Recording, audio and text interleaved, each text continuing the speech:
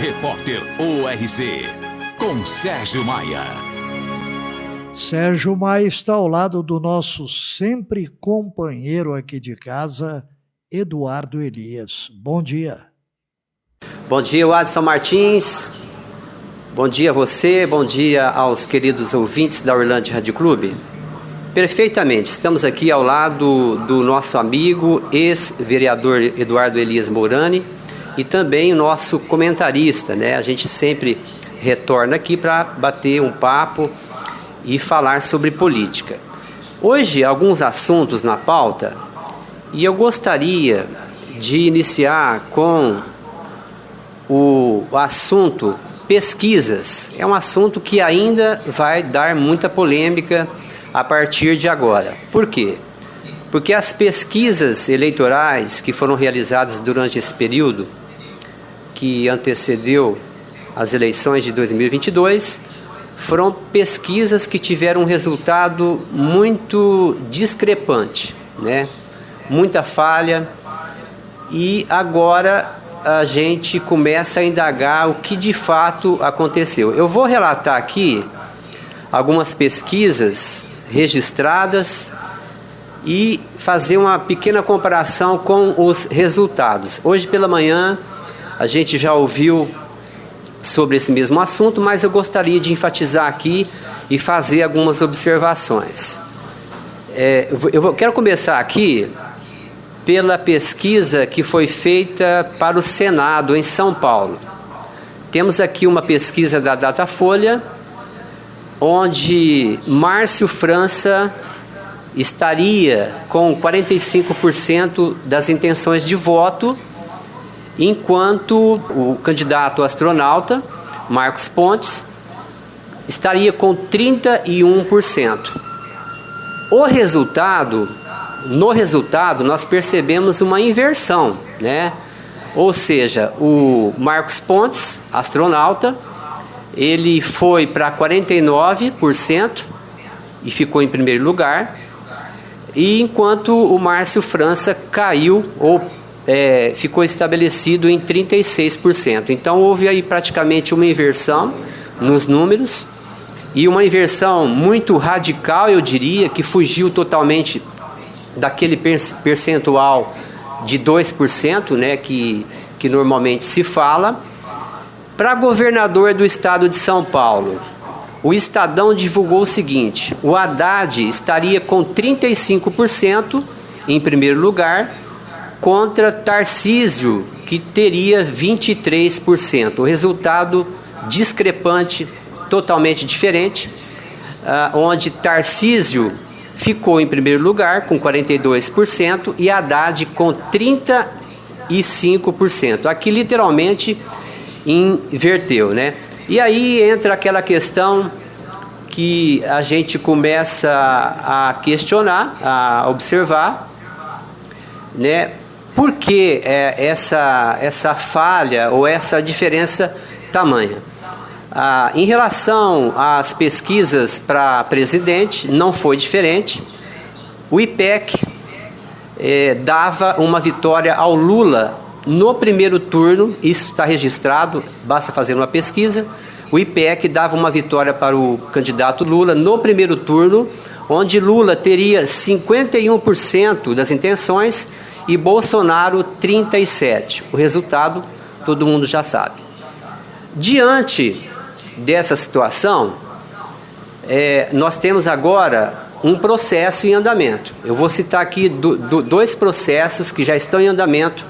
O primeiro, do deputado federal Eduardo Bolsonaro, que está abrindo uma CPI para investigar essas empresas dessas supostas pesquisas.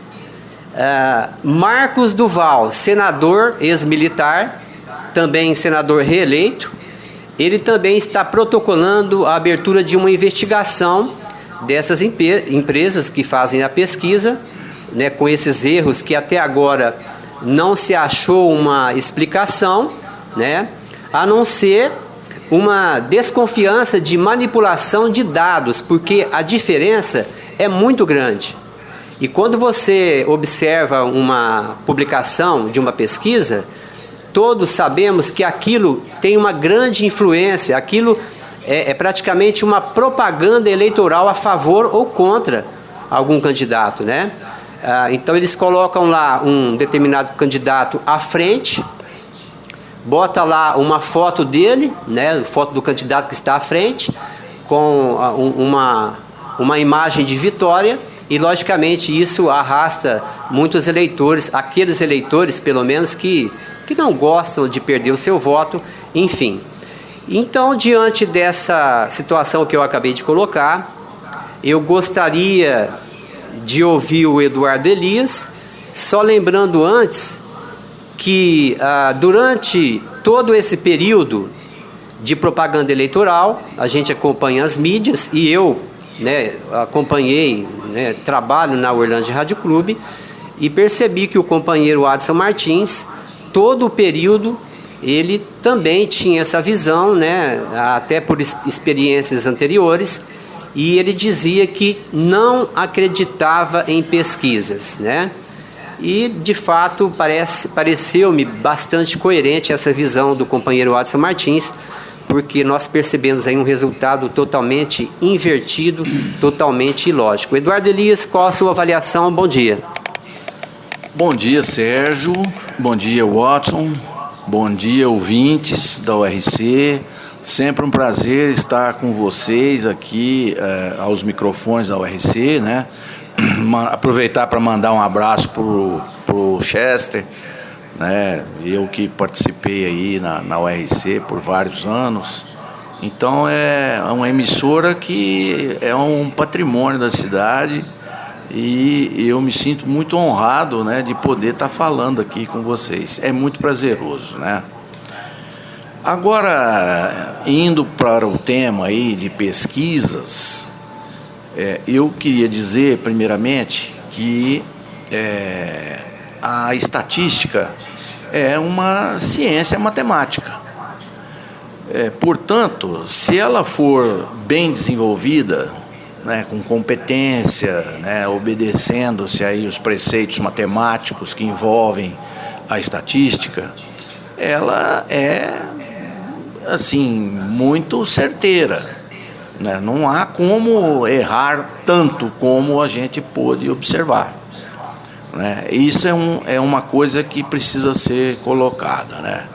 Acreditar em pesquisa política, eu creio que aí existe vamos dizer, um afastamento entre a ciência estatística e essa pesquisa voltada aí com objetivos políticos, que, ao meu ver, né, não se pode ter erros tão grandes como você citou aí, como você relatou, né? A ciência matemática não incorre em erros tão grandes. E os erros sempre direcionados. É isso que a gente pôde observar. A gente desconfiou o tempo todo, pelo menos eu, né, e muitas outras pessoas, porque o que a gente via nas manifestações que aconteciam ou que aconteceram a favor do presidente atual, né, a favor do opositor, né, o ex-presidente, não condizia com os números apresentados. E realmente o que a gente pôde constatar nas urnas é que os nossos olhos estavam certos ao observar tudo isso, né? Não é possível erros tão grandes como aconteceram. E é muito sério isso, e entendo até que deva ser objeto de uma CPI ou de uma investigação, seja lá qual for, porque não se pode conviver com isso. Uma eleição é uma coisa muito séria, né? E não admitir que as pesquisas influenciam é ser ingênuo demais. Então, não se pode ter esse tipo de erro. Eles precisam ser cobrados. Para mim, estão, desde então, desmoralizados. Esses institutos de pesquisa, para mim, não servem, porque não se pode incorrer em erros tão grandes. A minha opinião é essa. Os resultados, né, da pesquisa grande e bem feita são as urnas. As urnas não se confirmou nas urnas, né, o que essas pesquisas mal feitas aí, ou até tendenciosas, vai saber. Ou duas coisas, ou é incompetência grande, ou é uma tendência já pré-definida. Eu não vejo, não posso admitir outra coisa, não posso ver de outra forma isso aí. Eduardo, eu estava lendo as matérias a respeito tanto do senador Marcos Duval, que foi reeleito agora, ex-militar, como também do deputado federal Eduardo Bolsonaro, que estão abrindo essas CPIs para investigar essa questão dessas pesquisas. O que levou esses políticos que estão entrando com esse pedido de CPI a abrir a CPI foram duas razões. Primeiro, a discrepância. A margem de erro fugiu, a margem absurda, né? Nós temos casos aí que o percentual passou de 10, então é uma coisa assim, inadmissível. E a segunda questão, talvez a mais grave, é a que você citou agora há pouco.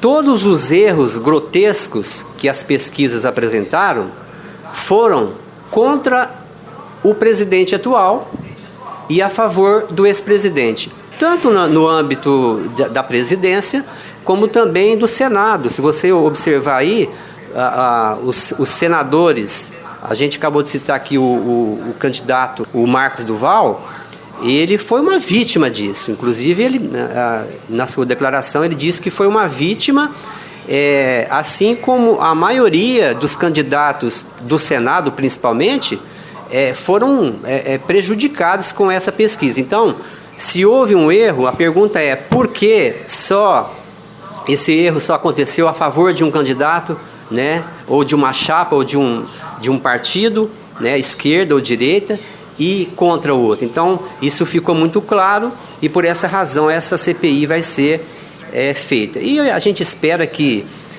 tudo isso sirva de lição, até porque na última eleição nós temos aqui uma pesquisa de 2018, onde Bolsonaro perderia a eleição e, no entanto, ele é o presidente. Muito bem, passando ao segundo assunto da pauta, a gente percebeu que os partidos de direita, ou seja, os aliados ao Bolsonaro, eles fizeram a maior parte de senadores, né? Ou seja, mais da metade, se você somar, por exemplo, esquerda e centro, ainda assim seria ou é um número menor que o número de senadores de direita, né? Que vão compor o Senado. E aí a pergunta é a seguinte: aquele chamado voto de rebanho, ele não existe, ele não tem lógica. O voto de rebanho é aquele que o camarada, ele vota num determinado senador, e por que ele não votaria no presidente daquela chapa, daquele partido? Olha, Sérgio, dar uma explicação para isso é difícil, não é fácil, não é? Nós temos como grande exemplo que você colocou aí o estado de Minas Gerais, né, onde o Zema ganhou, né, no primeiro turno, está eleito, inclusive declarou apoio agora ao Bolsonaro, né, o Nicolas, aquele rapazinho mais votado do Brasil. Mais votado do Brasil, com cerca de 1,5 milhão de votos, né? E o Cleitinho é o deputado não, candidato a senador, que também se elegeu. Foram os muito bem votados, né? E, no entanto, o Bolsonaro perdeu, né, a eleição em Minas Gerais para o Lula.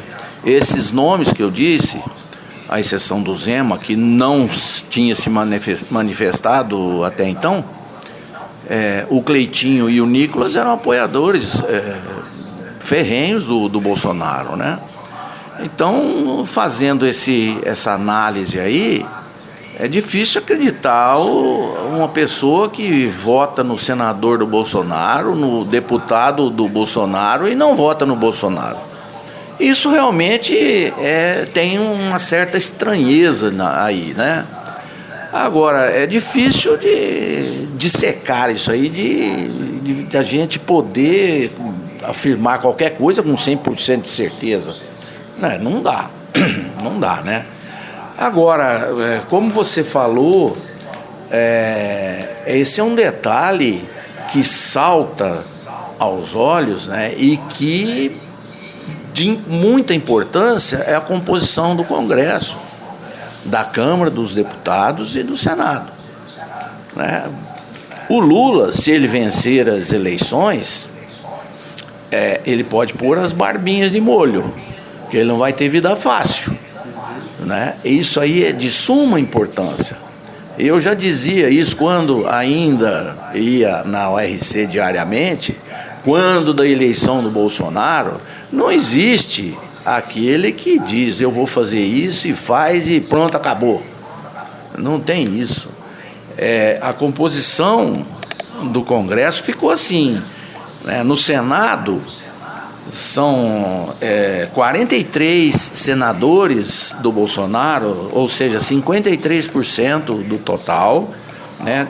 No centro, são 24 senadores, né? Com 30%, e a esquerda com 17%, 14 senadores, né? Quer dizer, a grande maioria é do governo atual, tá certo? E na Câmara, 274 deputados eleitos de direita, e do centro, 109, né?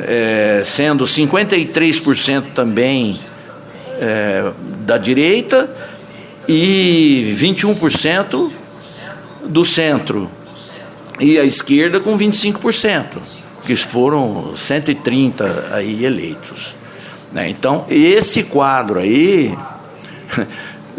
projeta dificuldades para o senhor Luiz Inácio, se eleito ele for, né? Então, é um fator muito importante e que eu, assim, me sinto até mais tranquilo com relação a essas eleições, né? Porque nós podemos perceber que a cabeça dessas pessoas de direita, né, é voltada para as ideias do Bolsonaro. Não pode ser diferente, né? Então, o senhor Luiz Inácio terá grandes dificuldades aí, né? Então,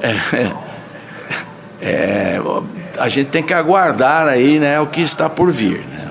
O que está por vir. Eduardo, eu gostaria agora de mudar agora o assunto, ou melhor, mudar o tópico e falar um pouco a respeito da situação municipal aqui de Orlândia. Nós percebemos uma mudança também nos resultados de 2018 em comparação à eleição de 2022. Eu vou até relatar aqui a mudança que a gente percebeu. Em 2018, eu vou citar aqui os deputados federais, a colocação de 2018, o pastor Marco Feliciano, ele foi o mais votado em Orlândia, no município de Orlândia, com 4.577 votos. Em segundo lugar, Baleia Rossi, 1.612. Arnaldo Jardim, em terceiro, 1.452. E o Ricardo Silva, em último, com 1.261 votos. Agora, em 2022, o pastor Marco Feliciano permaneceu no primeiro lugar, porém, em segundo lugar, onde estava a Baleia Rossi, o Ricardo Silva, ele avançou, né, O Ricardo Silva, aliás, ele passou o Arnaldo Jardim, né, que no anterior teve mais, e também o Baleia Rossi, né, que é um candidato forte. O Baleia Rossi, então, teve menos voto que Ricardo Silva. E como que você entende essa alteração? Isso se dá ao perfil da campanha ou à própria simpatia com o candidato? Eu sei que é difícil entender, mas você arrisca um palpite? O pastor Marco Feliciano, né, ele teve uma atuação forte, né, ao lado do presidente Bolsonaro. O presidente Bolsonaro ganhou a eleição aqui em Orlândia e, portanto, há uma relação aí que definiu essa votação, no meu entendimento, a favor do Marco Feliciano, né? O fato dele ser orlandino, como você acabou de falar. Então é um diferenciado aí em relação aos demais, sem dúvida alguma, né? O Arnaldo Jardim já é tradicional amigo de Orlândia, né? Então tem muita gente que vota nele por conta da tradição até, né? Há muito tempo ele frequenta aqui o mundo político de Orlândia.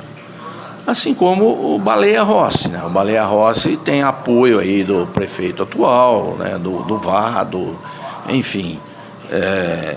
Eu acho que isso justifica essas votações aí, né? E o Ricardo Silva também, por esse lado, ele teve essa votação porque teve uma atuação boa. Todo mundo sabe que ele é filho do Rafael Silva, que é uma pessoa sempre presente aqui em Orlândia também. Então eu acho que está bem justificada aí essa votação boa desses candidatos aí. Eduardo, e para finalizar a nossa conversa, eu gostaria agora de falar sobre aquilo que nós chamamos de a bola da vez, né? O candidato vereador Thor surpreendeu, eu acho que todo mundo, né, com uma votação bastante expressiva aí, sendo o mais votado aqui entre esses candidatos mais novos, né? E essa superação, de fato, impactou a população de Orlândia. Algumas pessoas até criticaram, algumas fizeram sugestões que ele sabia que ia perder, mas fez isso só para medir, né, para ver o termômetro da sua popularidade, ou que tem pretensões para prefeito. Mas, de qualquer forma, é uma carreira política, né, do Thor, e dentro dos seus direitos políticos, dentro das suas intenções de crescimento, politicamente falando, como que você também vê essa situação? Olha, Sérgio, eu sempre vejo a candidatura de um político local para deputado estadual, para deputado federal, como uma marcada de posição, né, para que as pessoas falem do candidato, para que ele se torne mais conhecido. Carreira. Exatamente. Uma carreira política, você pretende uma carreira política, você tem que começar de vereador, depois você pensar em prefeito, né, e assim por diante, né? Então eu não vejo mal algum dessas pessoas estarem colocando os seus nomes, né, numa eleição como a que aconteceu agora, porque sem dúvida marca território, né, mede qual é o prestígio que a pessoa tem com a população, né? 8 mil votos, que é o caso que ele teve, né, em números redondos, não é uma votação a ser desprezada, né? Uma votação que eu diria até de um candidato aí, vai numa eleição municipal, e um candidato a prefeito. Então, agora, não se pode criticar a pessoa de se posicionar politicamente, de buscar os seus objetivos, de forma alguma, né? Seja ele local, seja ele de fora, enfim.